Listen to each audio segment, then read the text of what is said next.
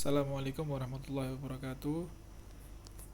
Di sini saya yang bernamakan Yusuf Abdurrahman Baraja, NIM F3119070 dari kelas D3 MPDA angkatan 19 akan menjelaskan tentang K3 yang dibimbing oleh dosen Dr. Sumardiono SKM MKes Prodi D3 Manajemen Perdagangan Fakultas Ekonomi Bisnis Universitas 11 Maret. Pengertian K3 secara umum yaitu dibagi menjadi dua. Yang pertama, pengertian K3 secara keilmuan. K3 merupakan ilmu pengetahuan dan penerapannya dalam upaya mencegah terjadinya kecelakaan dan penyakit akibat kerja. Yang kedua, pengertian K3 secara filosofis, yaitu suatu upaya yang dilakukan untuk memastikan keutuhan dan kesempurnaan jasmani dan rohani tenaga kerja pada khususnya dan masyarakat pada umumnya terhadap hasil karya dan budaya menuju masyarakat yang adil dan makmur. Lalu kita lanjut ke pengertian ketiga menurut para ahli. Yang pertama ada Mathis dan Jackson. Menurut Mathis dan Jackson, pengertian ketiga adalah kegiatan yang menjamin terciptanya kondisi kerja yang aman, terhindar dari gangguan fisik dan mental melalui pembinaan dan pelatihan, pengarahan dan kontrol terhadap pelaksanaan tugas dari karyawan dan pemberian bantuan sesuai dengan aturan. Yang kedua, menurut ahli yang bernama Ardana. Menurut Ardana, pengertian ketiga adalah upaya perlindungan yang ditujukan agar tenaga kerja dan orang lain di tempat kerja selalu dalam keadaan selamat dan sehat, sehingga setiap sumber produksi bisa digunakan secara aman dan efisien. Jadi secara keseluruhan ketiga itu harus digunakan dalam perusahaan karena bisa menjamin keselamatan dan membuat pekerjaan menjadi lebih efisien. Lalu yang ketiga ada Hadiningrum. Menurut Hadiningrum, pengertian ketiga adalah pengawasan terhadap SDM, mesin, material, dan metode yang mencakup lingkungan kerja agar pekerja tidak mengalami kecelakaan. Dan yang terakhir ada menurut World Health Organization atau yang biasa kami sebut WHO. Menurut WHO, pengertian ketiga adalah upaya yang bertujuan untuk meningkatkan dan memelihara derajat kesehatan fisik, mental, dan sosial yang setinggi-tingginya bagi pekerja di semua jenis pekerjaan. Pencegahan terhadap gangguan kesehatan pekerja yang disebabkan oleh kondisi pekerjaan, perlindungan bagi pekerja dalam pekerjaannya dari risiko akibat faktor yang merugikan kesehatan. Lalu kita lanjut ke fungsi K3. K3 memiliki fungsi yang sangat banyak, yaitu yang pertama sebagai pedoman untuk melakukan identifikasi dan penilaian akan adanya risiko dan bahaya bagi keselamatan dan kesehatan di lingkungan kerja. Lalu membantu memberikan saran dalam perencanaan, proses organisir, desain tempat kerja, dan pelaksanaan kerja.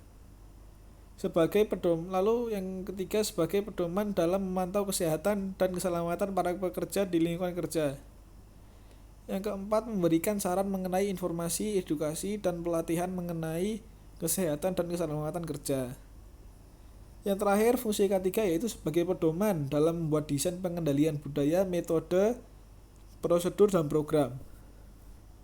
Lalu tujuan ketiga, yang pertama ada untuk melindungi dan memelihara kesehatan dan keselamatan tenaga kerja sehingga kinerjanya dapat meningkat. Yang kedua, untuk menjaga dan memastikan keselamatan dan kesehatan semua orang yang berada di lingkungan kerja. Yang ketiga, untuk memastikan sumber produksi terpelihara dengan baik dan dapat digunakan secara aman dan efisien. Jadi tujuan ketiga ini perlu dilaksanakan dalam perusahaan-perusahaan yang mempunyai resiko sangat tinggi bagi pekerjanya. Lalu peran ketiga dalam perusahaan. Yang pertama, masing-masing tenaga kerja memiliki hak untuk mendapatkan perlindungan atas kesehatan dan keselamatan untuk kesejahteraan hidup dan meningkatkan produksi. Lalu yang kedua, semua orang yang berada di lingkungan kerja perlu dijamin keselamatannya. Ya, itu harus dijamin. Soalnya apabila orang yang kerja di perusahaan kita dijamin kesehatannya, maka dia akan semangat dan dia akan lebih giat dalam melakukan pekerjaannya. Lalu yang ketiga, semua sumber produksi harus digunakan secara efisien dan aman. Yang keempat, harus ada tindakan antisipatif dari perusahaan sebagai upaya untuk mengurangi risiko terjadinya kecelakaan dan penyakit akibat kerja. Maka dari itu diperlukan latihan sebelum kerja itu diserahkan kepada karyawan dari perusahaan itu. Jadi itu penting untuk latihan dulu sebelum pekerjaan itu dikerjakan oleh karyawan perusahaan. Lalu ada ruang lingkup K3. Ruang lingkup K3 yaitu yang pertama ada di lingkungan kerja.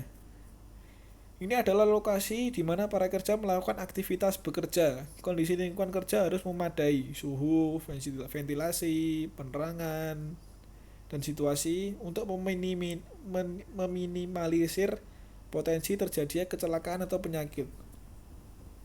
Yang kedua ada alat kerja dan bahan. Ini adalah semua alat kerja dan bahan yang dibutuhkan suatu perusahaan untuk memproduksi barang dan jasa. Alat-alat kerja dan bahan merupakan penentu dalam proses produksi. Tentunya kelengkapan dan kondisi alat kerja dan bahan harus diperhatikan. Ini juga untuk kelancaran produksi dalam perusahaan. Alat kerja dan bahan itu merupakan suatu hal yang penting untuk melancarkan produksi kita agar tidak berhenti.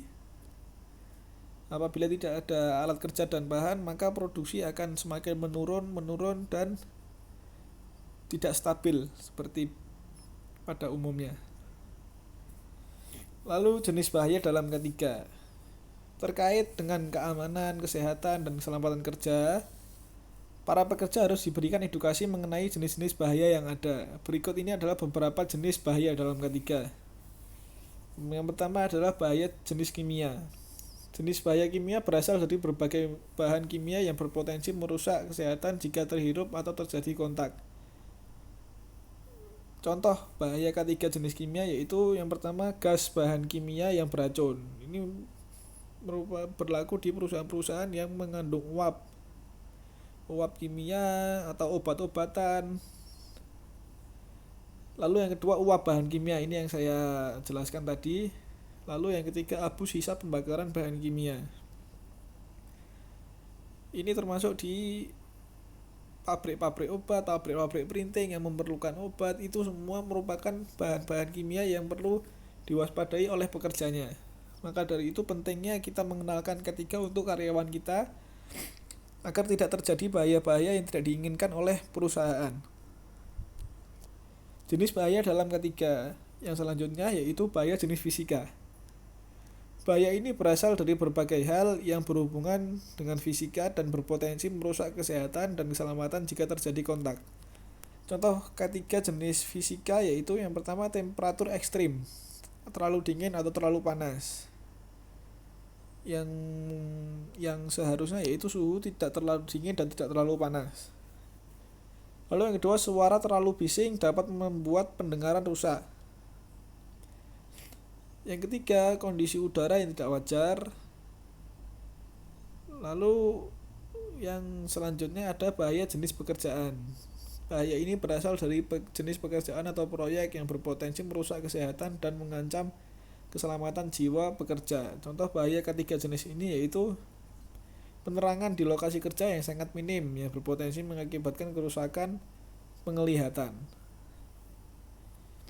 Jadi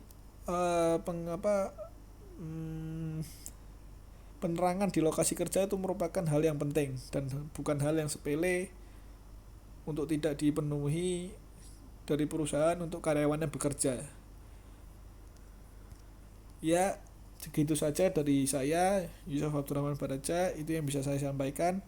Apabila ada salah kata mohon dimaafkan.